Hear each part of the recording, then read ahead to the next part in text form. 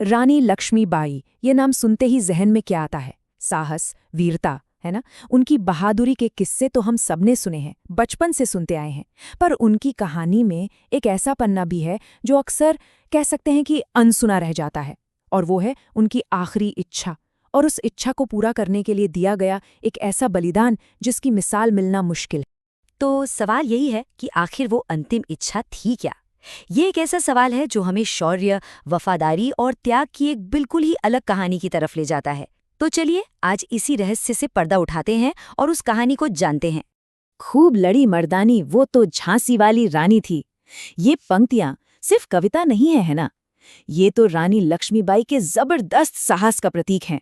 मुझे लगता है हम सब इन लाइनों से परिचित हैं, और ये हमें याद दिलाती हैं कि वो कितनी महान थीं। लेकिन उनकी उस आखिरी इच्छा को समझने के लिए हमें पहले उनके जीवन को समझना होगा। हमें ये जानना होगा कि कैसे मणिकर्णिका तांबे झांसी की रानी लक्ष्मीबाई बनी। तो चलिए कहानी की शुरुआत से शुरू करते हैं। तो बात शुरू होती है वाराणसी से। उनका जन्म का नाम था मणिकर्णिका। उनका बचपन पेशवा के दरबार में बीता, और ये कोई आम बचपन नहीं था। उन्होंने शस्त्र और शास्त्र दोनों की तालीम ली। सोचिए, उस जमाने में एक लड़की जो छोटी सी उम्र में ही घुड़सवारी और तलवारबाजी में माहिर हो गई थी। तभी से ये साफ था कि वो कोई साधारण शख्सियत नहीं बनने वाली। और फिर झांसी के राजा गंगाधर राव से विवाह के बाद वो बन गईं रानी लक्ष्मीबाई।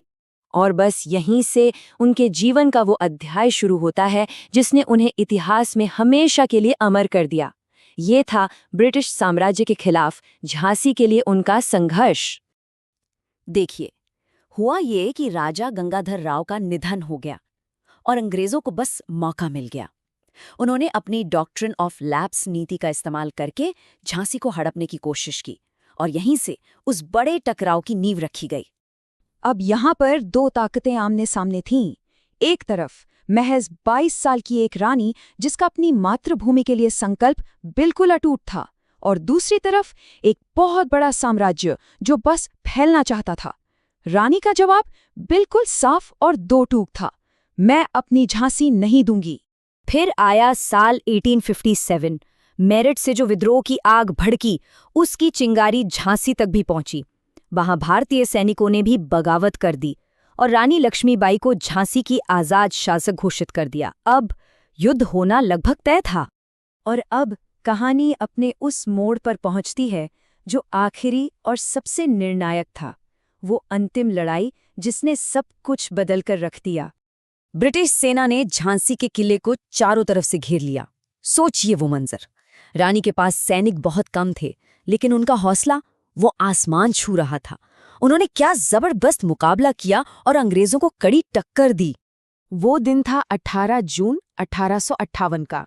अंग्रेजों से लड़ते लड़ते रानी बहुत ज्यादा जख्मी हो गईं। उनके जो वफादार साथी थे वो उन्हें किसी तरह जंग के मैदान से निकालकर पास के एक मठ में ले गए, और यहीं पर अपनी जिंदगी की आखिरी सांसें लेते हुए उन्होंने अपनी वो अंतिम इच्छा बताई। उनकी आखिरी इच्छा थी, मेरा शरीर अंग्रेजों के हाथ नहीं लगना चाहिए। सोचिए, ये सिर्फ एक इच्छा नहीं थी, ये मौत में भी उनकी ललकार थी, उनका आखिरी प्रतिरोध था। वो अपनी देह को दुश्मन के स्पर्श से भी बचाना चाहती थीं। और अब कहानी एक ऐसे अविश्वसनीय त्याग की तरफ मुड़ती है जिसने इस अंतिम इच्छा को पूरा किया।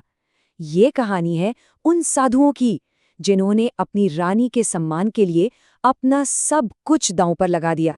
745, 745, ये सिर्फ एक आंकड़ा नहीं है, ये उन बैरागी साधुओं की संख्या है जिन्होंने अपनी रानी की अंतिम इच्छा को पूरा करने के लिए अपने प्राणों की आहुति दे दी। सोचिए, ये कैसी अटूट निष्ठा और बलिदान रहा होगा।